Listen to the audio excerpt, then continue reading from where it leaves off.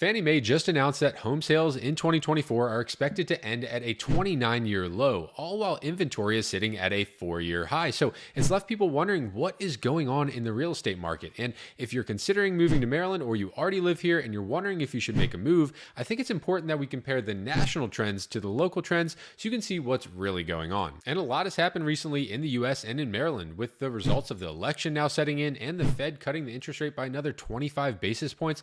There's a lot that could affect the market going into 2025. So that's exactly what I'm going to cover in this video. So let's dive right into it. Hey everyone, my name is Eddie and I'm a realtor here in Maryland. And if this is your first time visiting the channel, thank you for being here. I've made it my mission to give you all of the information you could need when relocating to Maryland. I give you the market updates, the top neighborhoods, and everything in between. And I just released a brand new relocation roadmap that you can go and download in the description and the comments below. If you haven't already, make sure to download that. It will help you with your move. So when looking at real estate market trends, I like to use Redfin's market data. I think it's the easiest to understand. It's also very up to date. They do a good job keeping track of what's going on week by week in the real estate market. And that's how we're going to compare the national market to the Maryland market. And we're going to look at the national trend first here at the median sales price. And currently the median sales price in the US is $387,000, which is up 6% year over year and is at a 4-year high. And that's really interesting because if we look at the active inventory, which is the active listings, we're up 12% year over year. And normally when the inventory goes up, you expect prices to kind of level off or go down, but that's not what we're seeing here. And another thing we have to look at here is months of supply. And right now, we're at 16 weeks of supply nationally. That's 4 months of supply nationally. And a balanced market is about 6 months of supply. And this is just kind of an idea of demand. You know, how long is it going to take for the current active inventory to sell off if no new houses hit the market? It would take about 4 months right now.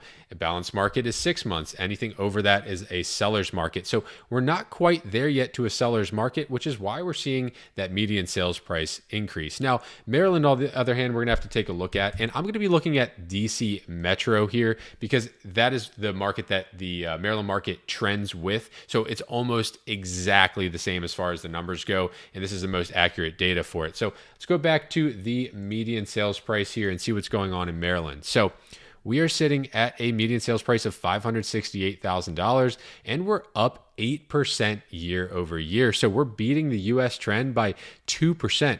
But what's different here in Maryland is that the active inventory, the active listings, is less than the national as far as the increase goes. We're up 7.84% year over year, but we're below 2022 and 2021, significantly below in Maryland. So that's a big deal when we're talking about the differences between the national market and the Maryland market. And if we go over to months of supply, we're going to see that Maryland in here is at 11.4 weeks of supply. So just under 3 months. So we are nowhere near the balanced market. We're still very much in a buyer's market here in Maryland. And if we go back to the median sales price, we're going to see that we're really breaking away as well from the seasonal trends as far as prices go. So this time of year, we should kind of see prices start to level off, even go down into the holiday season. But with the interest rates dropping, you know, we dropped into the 6s. We've been in the high 6s lately, but they're going to go back down. We've seen people get back into the market regardless of the election, regardless of everything else going on. We've seen the median sales price spike going into this holiday season. So why is Maryland bucking that national trend? Well, it's because we are so close to Washington, D.C., and so many people that live in Maryland work in D.C. or work for the federal government or some of its contractors, and those are great paying jobs. And many of you watching are moving to Maryland because you will be working for the government or for one of its contractors. And with so many young professionals moving to the area, it's really pushing our real estate market forward. So will these trends continue into 2025? Well, with the recent election, it's kind of hard to see what exactly is going to happen in the near future in the real estate market, but all signs point towards a lower interest rate environment, which would temporarily improve affordability. But this will only help the market in the longer term if sellers decide to finally list their homes, because most of them are sitting on 2.5% and 3% interest rates, and they're not very excited to go and list their properties and trade that in for a 6 or 7% interest rate. So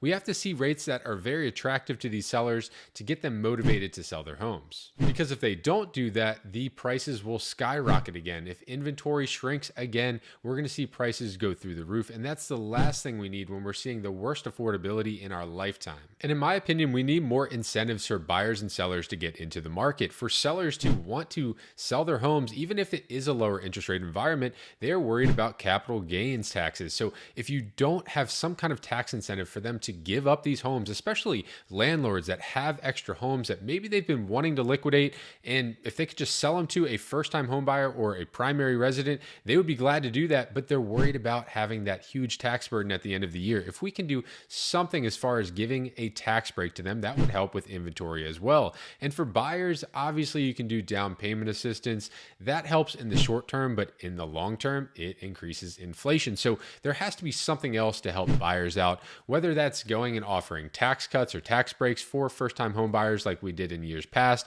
There has to be some kind of improvement for them as well to make it financially feasible. The bottom line is we need more homes on the market and improved affordability to help the real estate market here in Maryland. And in the immediate future, I don't see prices going down. So we're going to need some other factors to improve affordability here. But regardless, you're probably wondering right now, if you're thinking of buying, is now a good time? So let's dive into that real quick. I think if you're ready to buy a home, you've talked to your lender, you've looked over your budget, and you know exactly what you can afford, you should absolutely start shopping now. I see a ton of opportunity going into the holiday season to pick up a very nice home with less competition. Now, obviously, I just said that prices are going up in this holiday season versus we're usually seeing them go down, but that does not mean that you don't have a lot of opportunities in front of you. So many people just sit it out during the holidays, which means less contracts on houses, and that means more opportunity for you to snag the one that you really love with less competition.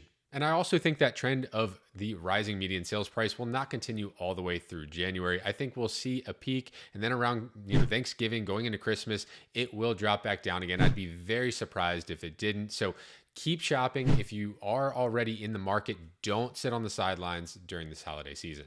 And if you're a seller and you're wondering, well, should I sell during the holidays? Well, if you don't absolutely have to sell during the holidays, I wouldn't necessarily recommend it. There are some pros to listing during the holidays, which are less competition for you as well, with less inventory on the market compared to other times of the year. But if you don't have to sell, I'd say wait until January. That's where a ton of people get off the sidelines. Like I said, once New Year's hits, people get into the market and you'll have a much better time there. Now, I would say if you can get photos done now, right before the leaves are done falling, which is maybe another week or so, we're pretty much all the way there already. If you can get that done now, definitely do it while your grass still looks pretty decent. But if you can't do that, take the photos and deal with it later. Or obviously you could wait till spring and have your marketing done then. And if you're waiting for the interest rates to drop as well because you want to have a better buying experience on the other end, I get that as well. That makes total sense to wait until the interest rate environment is more appealing to you. But remember, that's going to be more competition for you on the buyer side as well. So I see the holidays as an opportunity time. I see the upcoming January as a time where the market kicks off again. So it's just something to keep in mind whether you're on the buyer or seller side. Now, if that's you, if you're considering a move and you don't know where to start or you need a plan put together, that's exactly what I'm here for. All you have to do is reach out to me. You can do that in the description or in the comments below. Just click on that link to schedule a one-on-one consultation. I'll get that plan together for you and we'll talk over the best options for your particular situation so that your move goes as smoothly as possible. And as always, if you like this video, make sure to like and subscribe so you stay up to date on all of my videos about moving to Maryland.